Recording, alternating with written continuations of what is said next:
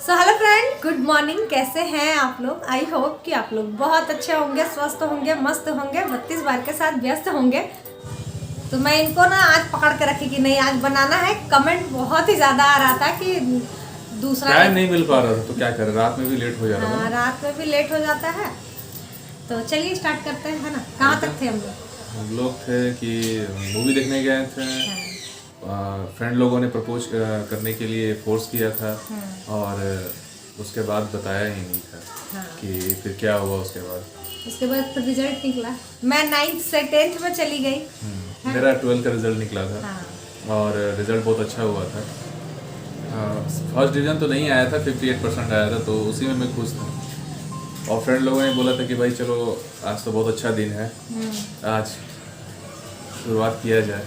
मुझे इतना खुश था, प्लस लग रहा था कि नहीं सही दिन है, आज दिन अच्छा चल रहा है मेरा, तो आज बोला जाए। एक्चुअली मैं बहुत बार ट्राई कर चुका था, इससे पहले भी मैंने बहुत बार ट्राई किया था, लेकिन हिम्मत नहीं होता था। मैं जाके ब्रिज पे खड़ा, एक्चुअली हमारे घर के सामने एक स्टेशन है, तो एक ब्रिज है, वो वहीं से मैं आना जाना करती थी। तो मैं बहुत बार ट्राई किया था कि भाई ब्रिज के ऊपर मैं खड़ा रहता था, ये नीचे से ही पार हो रही थी, कहीं ऊपर से पार हो रही थी। हिम्मत होता नहीं था कि मैं इसे बोल सकूं। नहीं, मैं देख भी लेती थी कि ऊपर है तो मैं नीचे से जाती थी। और नीचे रहते तो ये तो मुझे पता नहीं था कि ये देख के जाती थी या क्या करती थी, मुझे पता नहीं था। तो उस दिन क्या हुआ कि फ्रेंड थे साथ में, तो उन्होंने कहा कि भाई आज तो बोलना है, तो हम बोले हाँ बोलेंगे। मैं ऊपर था, फिर उस दिन ये नीचे से जा रही थी, कोई गाड़ी लगी हुई नहीं थी स्टेशन के पास। तो फिर मेरे फ्रेंड ने एकदम गुस्सा हो गया मेरा फ्रेंड मुझसे कि यार तुम ऐसे ही करते रहोगे रोज रोज, चलो उन्होंने कहा कि चलो अगर मैं बोल दिया तो मतलब कि ठीक है, बोल के दिखाओ हिम्मत है तो। मैंने वो सही ये कर दिया, यानी कि ठीक है। फिर जैसे ही लोग आ रही थी उधर से अपोजिट साइड से कुछ लेटर सा लिख के डर से मैंने एक लेटर भी लिखा नहीं था दिए हैं, कुछ कि भी भाई लेटर नहीं दिए हैं। अगर बोल नहीं पाऊंगा तो एक लेटर ही पकड़ा दूंगा, शायद उसी से हो जाएगा। उस समय लेटर, उस समय तो शायद उतना फोन उतना फेमस नहीं हुआ था। जो छोटा वाला फोन था, रिलायंस वाला चलता था। हाँ, तो लेटर भी लिख के गया था, पॉकेट में रखा था। जस्ट जब ये लोग आए, हम लोग उधर से अपोजिट साइड से आए, फिर मैं क्रॉस कर गया, फिर मैंने बोला नहीं। तो मेरे फ्रेंड ने क्या किया कि बोला कि ये तो बोलेगा नहीं, वो क्या किया, इसको रुकवा दिया। हाँ, वो बोले ना कि सुनिए ना थोड़ा सा। तो मैं मतलब आप समझ सकते हो, 10th में पढ़ते हैं तो मैं ना 14 साल की उम्र में ही ना मैं 10th पास कर गई थी, तो आप समझ सकते हो उतना दिमाग होता नहीं है। तो ये जैसे ही इनके फ्रेंड जो थे ना वो बोले ना थोड़ा सा रुकिए ना, तो मैं तो समझ गई क्या है। तो थोड़ा सा होता है ना बचपना सा तो था मैं बोली क्या हुआ। तो ये ना एक लेटर लिखे हुए थे, तो मैं समझ गई थी। ये डर के मारे ना बोल रही लीजिए ना। नहीं, मैं पॉकेट से निकाला ही था बस। इसके बाद तो फिर टोकी दी कि भाई तब तक मेरी एक फ्रेंड थी जो सर की साली थी, वो तो बोलने लगी कि बाबला भैया आप अच्छा नंबर लाए हैं, मिठाई खिलाइए। तो ये उनको आप करके बोल रहे हैं, बोल रहे हाँ चलिए ना, कितना आपका मिठाई खाना है। तो मैं भी बोली कि मिठाई सिर्फ एक ही को खिलाइएगा, मुझे नहीं खिलाइएगा। तो मुझे बोल रहे चलो ना, कितना खाओगी उतना खिलाएंगे। तब तक कि जैसे ही लेटर निकाल के दे रहे मैं बोली इसमें क्या है, मैं जानती हूँ ये सब ऐसा वैसा, मुझे मत समझिए ऐसे वैसे लड़की। फिर मतलब हो गया थोड़ा सा। अरे मेरा तो मूड ही खराब हो गया, एक तो डर से मेरा हार्ट बीट बहुत बड़ा हुआ था, ऊपर से ये मना कर दी। और फिर उसके बाद फिर ये बोले कि कहीं की मोहल्ले में रहते थे ना, तो इनको डर। मुझसे तो कुछ बोला नहीं जाता, मेरे फ्रेंड ने बोला कि भाई इन लोगों को कि देखिए ये सब बोलिएगा नहीं, एक्चुअली बहुत इज्जत है जो भी है। तो मोहल्ला सब जानता है कि सही लड़का है, बोल दीजिएगा तो प्रॉब्लम हो जाएगा।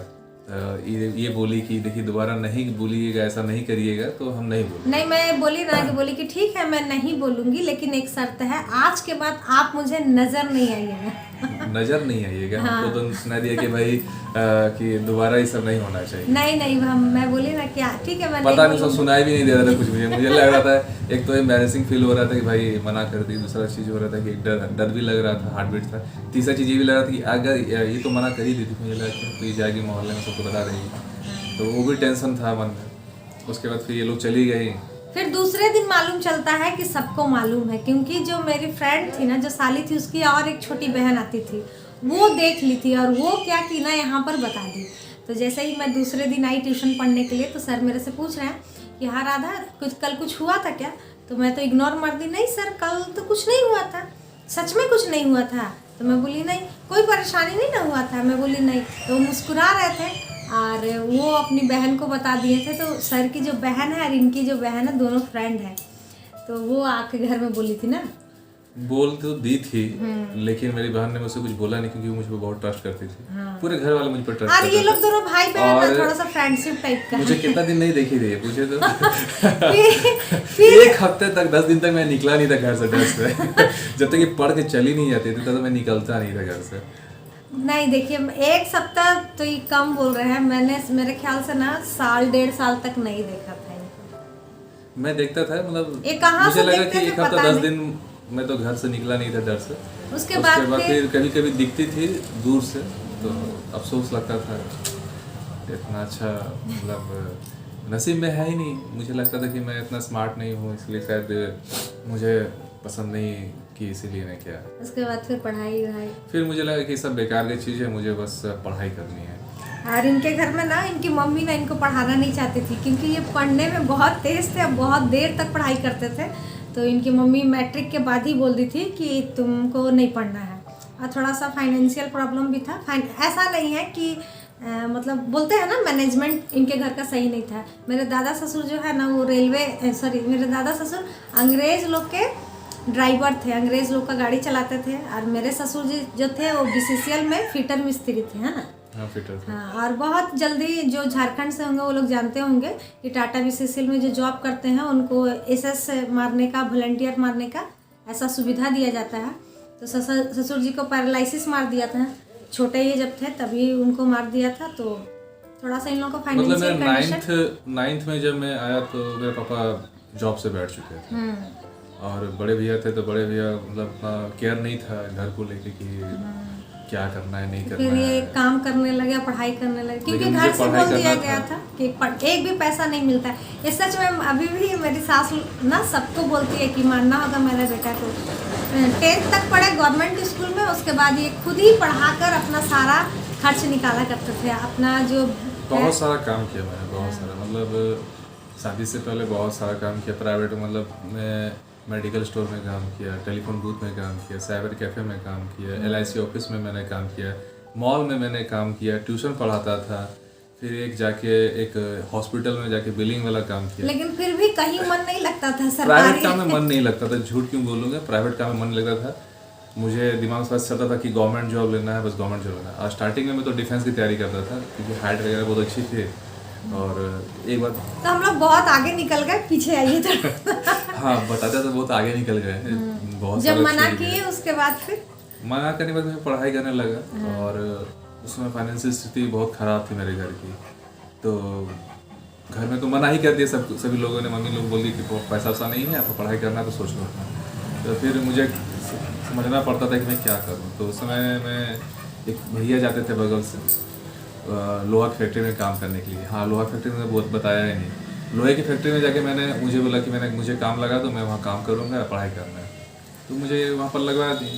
तो सुबह मैं जाता था ट्यूशन पढ़ने के लिए, फिर वहाँ से सीधा जाता था लोहे की फैक्ट्री में काम करने के लिए, फिर वहाँ से शाम में आता था। तो उसी बीच में शायद ये देख नहीं पाती थी। हाँ। और 1 महीने मैंने काम किया वहाँ पर और काम बहुत हार्ड था, बहुत ही हार्ड था। लेकिन जब पेमेंट का टाइम आया और इतना कम पैसा मिला मुझे, मुश्किल से उस समय मुझे 700 रुपये मिले महीने के। दिमाग में इतना गुस्सा लगा कि भाई इतना हार्ड वर्क है और सिर्फ 700 रुपये। घर में आया सोचा कि मुझे उसमें कंप्यूटर सीखने का मन था, DCA करने का मन था, लेकिन मैं कर नहीं सका क्योंकि घर जब आया तो मैं बोले कि राशन नहीं है। अब वो 700 रुपये का मैंने राशन के लिए दे दिया, राशन मंगाने के लिए।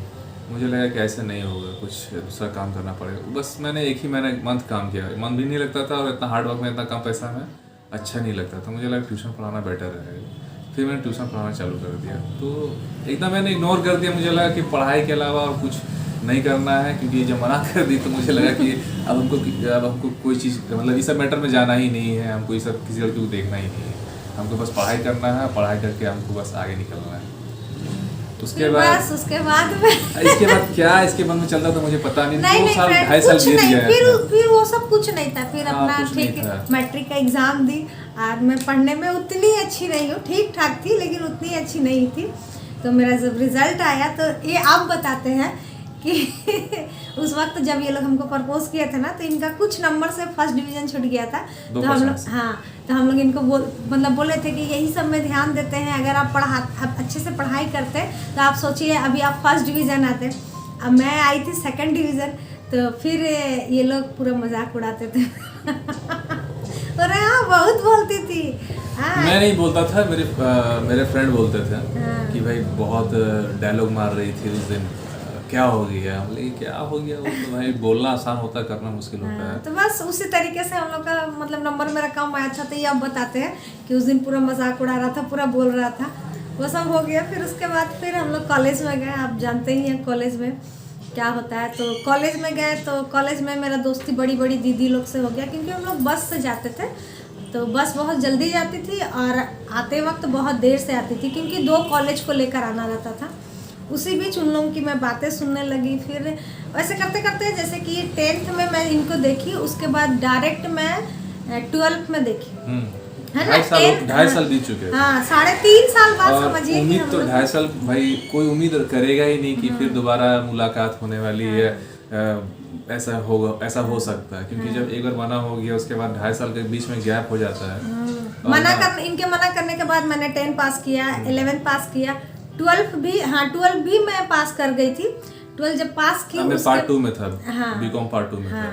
12 हम लोग दोनों का सब्जेक्ट कॉमर्स ही है। फिर उसके बाद ना पता नहीं क्यों अचानक ये दिखने लगे। अब यूँ में शायद आ गया, दम आ गया, अब ये सामने सामने दिखने लगे। तो एक दिन मैं ऐसे ही अपने फ्रेंड को मजाक में बता दी कि ये लड़का है ना, एक बार मुझे प्रपोज किया था। तो वो बस स्टोरी सुनने लगी। फिर मैं कॉलेज में जाती ही थी, तो आप समझ सकते हो कॉलेज में जाने के बाद थोड़ा सा मतलब होने लगा। तो वो बोलने लगी कि मैं इनसे बात करूँगी।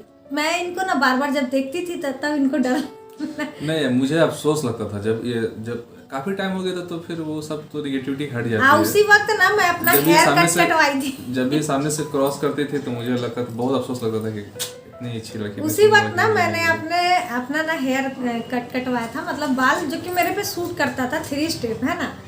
उस वक्त जब ये देखने लगे फिर बस अफसोस करता था कुछ। तो ये जब देखने लगे, फिर होता है ना मन में थोड़ा सा, एज जब बड़ा होता है तो थोड़ा सा लगता है। हालांकि लड़के तो बहुत सारे लोग देखते थे, लेकिन जो इनसे जो अटैचमेंट था ना, वो ऐसा कुछ नहीं। बस यही था कि हाँ देखता है, लेकिन जो फीलिंग आया था ना, तो सिर्फ इन्हीं के प्रति आया था। इसको क्या फीलिंग आई, कब आई, मुझे तो पता नहीं था। लेकिन हाँ एक चीज है, आज तक मुझे प्रपोज नहीं किए हैं, आज तक नहीं किए हैं। जब करना था तब तो कर दिया था, उस समय मानी नहीं किए, मानी नहीं थी ना। नहीं किए ही नहीं। आप बोले थे, आप कुछ नहीं बोले थे, बोलने का मौका ही नहीं दिया। इतना डरा दी हमको कि हम भी डर से एकदम। तो बस वही सब था। फ्रेंड के साथ मैं शेयर की कि देखो यही लड़का था, ऐसे ऐसे बोला था। वो बोली कि मैं बात करूंगी। फिर कैसे क्या हुआ, फोन नंबर एक्सचेंज हुआ? नहीं, फोन नंबर एक्सचेंज हुआ। उससे पहले क्या हुआ कि मैं तो उम्मीद छोड़ चुका था। कोई भी रहेगा तो उम्मीद छोड़ ही देगा। इतना टाइम हो जाने के बाद मतलब उम्मीद तो रखने का सवाल ही नहीं उठता है कि दोबारा फिर मुलाकात होगी या फिर इस तरह का लव स्टोरी होगा, शादी भी होगी। तो मैं एक दिन ऐसी तरह पढ़ उड़ के सोया हुआ था, दोपहर के टाइम था, मैं लेटा हुआ था और एक बगल की दीदी आई और मुझे उठाई, बोला कि उत्तम तुम्हारा फ़ोन नंबर दो ना। हम बोले क्या बात है? बोला कि मांगी है तुमसे नंबर। अब मैं नहीं मांगी थी, वो मेरी फ्रेंड मांगी थी, मुझे तो मालूम इसका नाम लेके बोली कि नंबर मांगी है। पता नहीं, मैं नींद में था तो क्या समझ में उठा एकदम जल्दबाजी में एक पेपर में नंबर लिखा, मोबाइल नंबर, और दे दिया। बस तुमको फ़ोन करेगी वो रात में।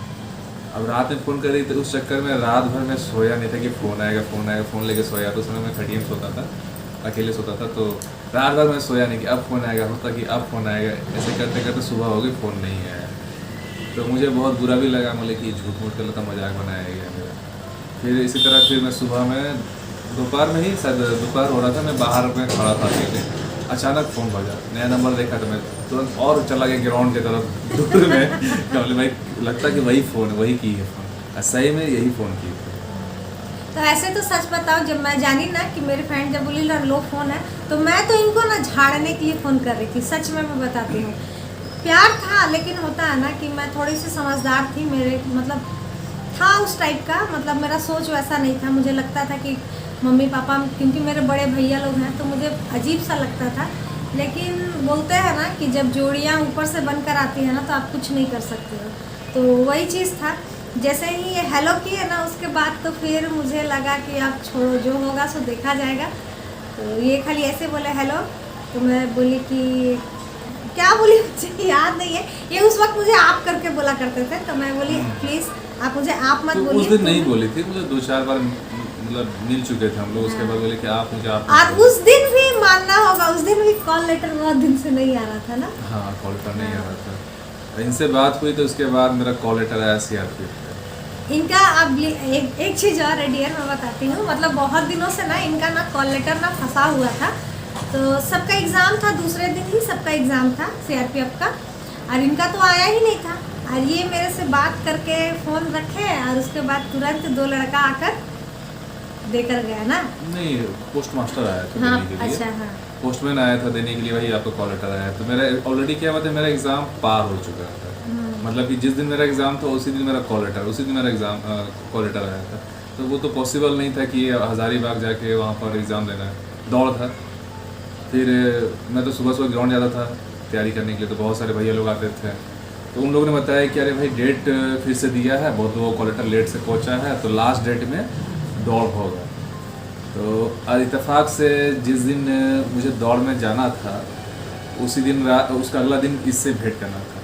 मतलब कि जिस दिन दौड़ था मेरा उसी दिन फर्स्ट मीटिंग था इससे, और उस समय तक मुझे पता नहीं था कि डेट दे दिया है। अब रात में मुझे निकलना था, तो फिर मुझे लगा कि भाई फर्स्ट बोलते नहीं कि first impression is the last impression. तो मुझे लगा ऐसा नहीं कि फर्स्ट इंप्रेशन ही मेरा ख़राब हो जाए, क्या सोचेगी मेरे बारे में। तो मैंने ऐसा किसी को बोला था कि बोल दीजिएगा। दीदी जो थी, हाँ दीदी थी, जो उनको बोल दिए थे हम कि दीदी बोल दीजिएगा कि वो एग्ज़ाम देने चला गया, मैं आ नहीं पाऊँगा। और वो फर्स्ट एग्ज़ाम था जो ये निकाले थे ना। हाँ, फर्स्ट एग्ज़ाम था। इतना दिन से दौड़ रहे थे, कभी भी नहीं निकला था, लेकिन मतलब 2-3 दिन के अंदर ना इतना हो गया ना। मतलब जैसे आज दौड़ बात भी की- तो जान ही रहे थे कि लकी ने पहले बताया था, दौड़ भी निकल गया। तो उसके बाद 1 हफ्ते बाद तुरंत रिटर्न का था, रिटर्न एग्ज़ाम था मेरा। फिर रिटर्न भी देने आया, रिटर्न भी क्लियर हो गया। फिर सब क्लियर हो रहा था। उसके बाद इंटरव्यू था, वो भी निकल गया। अब मेरा पार्ट 2 का एग्ज़ाम चल रहा था, उसी डेट में मेरा मेडिकल का डेट आ गया। और उसी वक्त क्या हुआ ना, इनसे इतना दिन से मेरे घर में मेरा शादी के बाद कभी नहीं चल रहा था, और उसी बीच में कहीं पार्टी में गई थी, तो होता है ना देखने के बाद वहीं पर कोई वकील था, एक डॉक्टर था, मतलब वो लोग पूछने लगा। तो मेरे मम्मी पापा को होता है ना थोड़ा सा, मुझे शक हो गया कि अरे यार यहाँ पर रिश्ता का बात चल रहा था। मैं इनको बोली कि मेरा ना रिश्ता का भी बात चल रहा है। तो ये ना उस वक्त मेरे लिए वो नौकरी छोड़ दिए थे। हाँ, मुझे लगा कि नौकरी तो मैं बाद में भी ले सकता हूँ, ये मुझे दोबारा नहीं मिलेगी। सीआरपीएफ में इनका हो चुका था। एक्चुअली मन ही मन विश भी कर रहा था माता रानी से कि माता रानी मुझे, इनको डर था कि हाँ कि अगर मैं जॉब में चला जाऊंगा तो फिर ये मुझे मिलेगी नहीं, और इसका शादी हो जाएगा, इसको पसंद कर ही ले। हाँ। मैं बोल रही थी कि देखिए ऐसा थोड़ी है, अभी हमको देखने आज तक कोई नहीं आया था डियर, मतलब सिर्फ ऐसे ही बात चल रहा था। हम ऐसा नहीं, आज तक नहीं हुआ था कि मुझे कोई देखने भी आया था, नहीं, कभी कोई मुझे देखने नहीं आया था। लेकिन मैं बोली भी कि ऐसा थोड़ी अभी आएगा, हमको पसंद करेगा तब ना। तो ये इनका तो सोच ही अलग था कि सोच नहीं। क्या, सही बात है। मैं तो पहले से बोल रहा था कि भाई ऐसा हो ही नहीं सकता कि तुमको देखने आएगा पसंद नहीं करेगा, और पसंद कर, मतलब मन में एक डर भी था कि भाई जो भी आएगा देखेगा पसंद ही करेगा, ना करने का तो सवाल था ही नहीं। क्योंकि अभी जब ऐसी है तो उस समय तो उस समय तो ना करने का सवाल ही नहीं था। अभी भी खाली ये सिंदूर हटा दे तो कभी भी रिश्ता ना चल जाएगा। मैं तो बोलता रहता हूँ कि यार भाई खाली तुम सिंदूर हटा दोगे ना तो अभी भी तुम्हारे लिए रिश्ता आ जाएगा, बोले कि भाई शादी करना है तो। बस उसी बीच ये आया, सब कुछ हुआ। अच्छा, मैं झूठ बोल रहा हूँ तो आप लोग कमेंट जरूर करिए। हाँ। क्या अभी भी ये नहीं लगती है कि अभी भी इसका रिश्ता आएगा तो नहीं करिए, इसका रिश्ता नहीं आएगा शादी के लिए? आएगा भी तो थोड़ी करेंगे, इतना ठोक बजा कर। अरे ठोक बजा कर बोला बात आपको ये बस बहुत बुरा लग रहा था, एकदम छोड़ ही दिए, बोल रहे कि नौकरी बाद में भी मिल जाएगा, ऐसा कुछ। आप ही बताइए। छूट गई, नहीं हुई, हाँ। वो छोड़ा तो ये मिली। नहीं, मैं बोली कि क्यों आप छोड़ दिए, तो ये बोल रहे कि देखो तुम रहोगी मेरे साथ ना तो मुझे बहुत सारा नौकरी सरकारी मिल जाएगा, क्योंकि आप समझ सकते हैं सरकारी नौकरी मिलना इतना बहुत ज़रूरत होता है। आज इनके घर की कंडीशन भी वैसे थी तो अच्छा नहीं लगता है ना। लेकिन हाँ, मेरी सासू माँ को पसंद नहीं था ये जॉब, क्योंकि वो आज भी माता रानी से प्रार्थना करती है कि मेरा बेटा कभी भी डिफेंस लाइन में ना जाए। मम्मी को पसंद नहीं था, एक और प्लस पॉइंट था मेरे लिए। मेरी माँ कभी नहीं चाहती थी कि मैं डिफेंस में जाऊँ। उन्हें डिफेंस की नौकरी, पुलिस की नौकरी अभी पसंद नहीं, अभी नहीं पसंद और उनके शायद उनके वजह से ही मुझे पुलिस की नौकरी आज तक नहीं हुई। लेकिन मुझे डिफेंस की नौकरी शुरू से ही मुझे भी बहुत पसंद है। मैं भी चाहती हूँ, मैं चाहती थी, इनको बोलती थी हमेशा कि दरोगा का फॉर्म भरिए, इसका मेरा बहुत शौक था कि मैं मतलब पुलिस ऑफिसर की वाइफ। कुछ प्रॉब्लम हो जाती है, मैं डिफेंस वाला में मतलब हो ही नहीं पाता है, होगा ही नहीं। जब माँ की मर्जी ही नहीं है तो कहाँ से होगा। माँ चाहती, दिल से चाहती कि ना हो मेरा बेटा दूसरे बढ़िया जगह पे हो जाए। तो बस यही सब था डियर, मेरे वजह से छोड़ दिए। बोले कि तुम रहोगी तो दूसरा नौकरी मिल जाएगा। माता रानी के दया से मिल भी गया, हो भी गया, और आज हम लोग सारे लोग बहुत खुश हैं। आज वीडियो भी बहुत ज़्यादा लंबा हो गया, इससे आगे फिर नेक्स्ट बार बताएंगे। आज के लिए इतना ही है ना। अगर अच्छा लगा हो तो ज़रूर मेरे चैनल को सब्सक्राइब कीजिएगा। प्लीज़ गलत कमेंट मत कीजिएगा डियर, अच्छा नहीं लगता है, क्योंकि आप लोग ही बोल रहे थे इसीलिए मैं सोची कि नहीं डालना चाहिए। और एक्सपीरियंस भी शेयर, देखिए ऐसा नहीं है कि सिर्फ लव मैरिज ही नहीं है, ये मोटिवेशनल वीडियो भी एक तरीके से समझ लीजिए। लव मैरिज के लिए मैं मोटिवेट नहीं कर रही हूँ, हमारे ज़िंदगी लाइफ की जो बहुत सारी जो चीज़ है अभी इसके बाद मालूम चलेगा कि हम लोग कितना मतलब मोटिवेशनल एक तरीके का वीडियो होगा कि हम लोगों ने लाइफ में इतना कुछ किया है।